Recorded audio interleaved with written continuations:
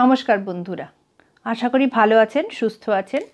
বাছাই করা গল্পগাথা by Sangeeta audio book চ্যানেলের নতুন একটি পর্বে আপনাদের স্বাগত জানাই। আজ আপনাদের জন্য নিয়ে এসেছি শৈলজানন্দ মুখোপাধ্যায়ের লেখা একটি মজার কাহিনী, তিন মূর্তি।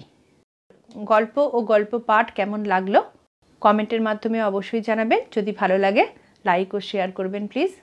আর অনুরোধ, আমাদের চ্যানেলটিকে সাবস্ক্রাইব করে আমাদের পাশে থাকবেন। তাহলে আর দেরি না করে শুরু করা যাক আজকের গল্প। আজ পড়ে শোনাবো লেখক শৈলজানন্দ মুখোপাধ্যায়ের লেখা তিন মূর্তি। একটা ভারী মজার গল্প বলি, শোনো। নেই গ্রামের নাম শুনেছ? এ হলো সেই নেই গ্রামের গল্প। মস্ত বড় গ্রাম, গ্রামের কত রকমের কত লোক, তাদের মধ্যে মাত্র তিনজনের কথা বলবো।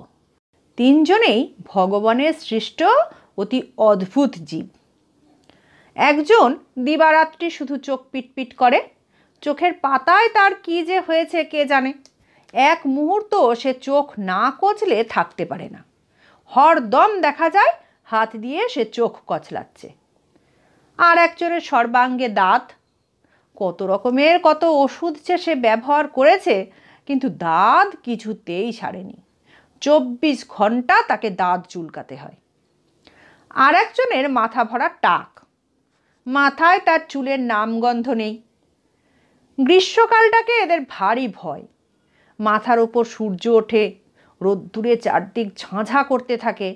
টেকোর টাক চলে যায়, ঘন ঘন মাথায় জল দিতে হয়। এদিকে রোদ্দুর লাগলেই দেদোর দাঁত পিটপিট করে, চুলকে চুলকে হয়রান হয়ে ওঠে। চোখের পাতার ব্যারাম যার, তার তো কথাই নেই। চোখে রোদ লাগতেই চোখ দুটো সে কচলাতে আরম্ভ করে। দেখে মনে হয় চোখ দুটো যেন সে উপড়ে ফেলতে পারলে বাঁচে। কাজেই রোদ্দুরে তারা বড় একটা বেরোয় না। অথচ মিথ্যে কথা বলতে তিনজনেই ওস্তাদ। যে লোকটার চোখ পিটপিট করে তাকে যদি জিজ্ঞাসা করা হয়, হ্যাঁ চোখে তোমার কোনো ব্যারাম টেরাম হয়েছে নাকি, তৎক্ষণাৎ বলবে, কই না, কিচ্ছু তো হয়নি, ও এমনি। সর্বাঙ্গে যার দাঁত, তাকে জিজ্ঞাসা করলে সে বলে, এ কিছু না, কিছুদিন আগে একটুখানি চুলকানি হয়েছিল, কবে সেরে গেছে। গ্রামের একজন লোক একদিন জিজ্ঞাসা করলে, না চুলকে তোমরা থাকতে পারো? দেদো বললে, নিশ্চয় পারি। চোখে যার ব্যারাম সেও বললে, আমিও পারি। মাথায় যার টাক, তাকে জিজ্ঞাসা করা হলো। সে বললে, টাক নেই কার বলুন তো, আজকাল অনেকেরই দেখবেন মাথায় চুল উঠে যাচ্ছে।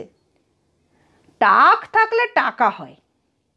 লোকটা বললে, তা বলিনি, দুপুরে রোদ্দুরে তোমার কষ্ট হয় কিনা তাই জিজ্ঞাসা করছি। টেকো অম্লান বদনে বলে বসলো, কষ্ট কেন হবে, কোনো কষ্ট হয় না। তাদের এই মিথ্যা কথা শুনে লোকটার ভারী রাগ হলো।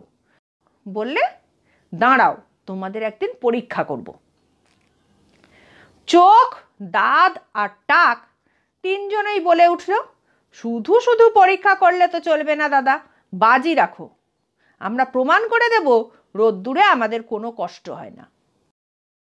আচ্ছা, রাখলুম বাজি, বলেই সে একটা ভারী মজার ফন্দি করলে। বৈশাখ মাস, দুপুরের রোদ্দুর একেবারে আগুন বললেই হয়। বললে, আয়, তোরা তিনজনেই আয় আমার সঙ্গে, মিছে কথা বলা তোদের বের করছি। এই বলে গ্রামের পাশে যে নদীটা ছিল সেইখানে তাদের নিয়ে যাওয়া হলো। বললে, ঘণ্টাখানেক ধরে নৌকায় চড়ে আমরা এই নদীর উপর ঘুরে বেড়াবো। তোমরা তিনজনে যদি চুপ করে বসে থাকতে পারো তো আমি তোমাদের পুরস্কার দেব 5 টাকা। মাথার ওপর তখন রোদ্দুর ঝাঁঝা করছে। তিনজনেই একবার মুখ চাওয়াচাই করলে। চোখ পিটপিট যে করতো সে একবার জিজ্ঞেস করলে, গল্প করতে পাবো তো? হ্যাঁ, তা পাবে। ব্যাস, তবে আর কি, চলে এসো, 5 টাকা বলে কথা। এই বলে আগেই সে নৌকায় চড়ে বসলো। তার দেখা দেখি শ্রী দুর্গা বলে দেদও উঠল, টেকও উঠল। লোকটা নৌকা দিলে ছেড়ে। খানিক যেতে না যেতেই খালি গায়ে রোদের তাত লেগে দেদোর দাঁত উঠল চিরবির করে। চোখ যে চুলকোই তার তখন হয়ে এসেছে, আর টাকের তো কথাই নেই। প্রতি মুহূর্তেই তার মনে হতে লাগলো মাথার খুলিটা বুঝি ফেটে গেল। সর্বনাশ! সবাই ভাবছে মিথ্যে কথাটা না বললেই হতো, কাজ নেই বাবা 5 টাকার, তার চেয়ে একবার চুলকে নিলে বাঁচি। টেকো এক দৃষ্টে নদীর জলের দিকে তাকিয়ে তাকিয়ে ভাবতে লাগলো, দেব নাকি ঝাঁপ? মাথাটা তবু ঠান্ডা হয়ে যাবে। গল্পে যখন বাধা নেই, যে লোকটার চোখ চুলকানো রোগ, সে তখন গল্প আরম্ভ করলে। খানিকটা অন্যমনস্ক হয়ে সময়টা তবু কাটবে ভালো। সে বলতে লাগলো, দেখ ভাই, আমার মামার একটা ভেড়া ছিল বুঝলি। ওরে বাবা, সে কি ভেড়া! তার শিং দুটো কিরকম ছিল জানিস? এই এমনি বলেই সে তার দুটো হাত দিয়ে দেখাতে লাগলো, এই মাথার ওপর থেকে বেরিয়ে চোখ বরাবর ঘুরে এমনি করে পাক দিয়ে দিয়ে, এমনি করে পাক দিয়ে দিয়ে, এমনি করে পাক দিয়ে দিয়ে, এমনি করে পাক দিয়ে দিয়ে, ঘুরে ঘুরে এই এমনি, বুঝলি? পাক দেওয়া দেওয়া ভেড়ার শিং দেখাতে গিয়ে নীলে বেটা চোখ দুটো আচ্ছা করে কচলে। দেদো তখন অস্থির হয়ে পড়েছে। বেটা তো নীলে কাজটা কোনো রকমে সেরে, এখন আমি কি করি? দেদো তো কিছুতেই থাকতে না পেরে বলে উঠল, আরে রেখে দে তোর মামার ভেড়া, আমার দাদা ছিল বুঝলি। সে যখন এমনি করে তাল ঠুকে সারা গায়ে এমনি করে, বুঝলি, এমনি করে মাটি মেখে, এমনি করে রগড়ে রগড়ে মাটি মেখে বুক ফুলিয়ে গিয়ে দাঁড়াতো, তখন কার বাবার সাধ্যি তার সামনে এগোয়, বুঝলি? টেকো একধারে চুপটি করে বসেছিল। বললে, বুঝলুম, কিন্তু হে ভগবান, মাথা যে গেল, এখন তার কি উপায় হবে? সে তখন কি আর করে, বললে, দেখ ভাই, আমার মামাও নাই, আমার দাদাও নাই।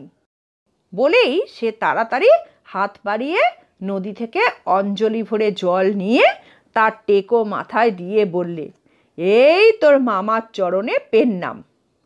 আর এক অঞ্জলি নিয়ে বললে, এই তোর দাদার চরণেও পেন নাম। বাজি রেখে যে নৌকা চালাচ্ছিল, এদের কাণ্ড দেখে সে তো অবাক। শেষ হলো আজকের গল্প। পরবর্তী গল্প নিয়ে খুব শিগগির ফিরে আসবো। ততক্ষণ সবাই ভালো থাকবেন, সুস্থ থাকবেন, আনন্দে থাকবেন। নমস্কার।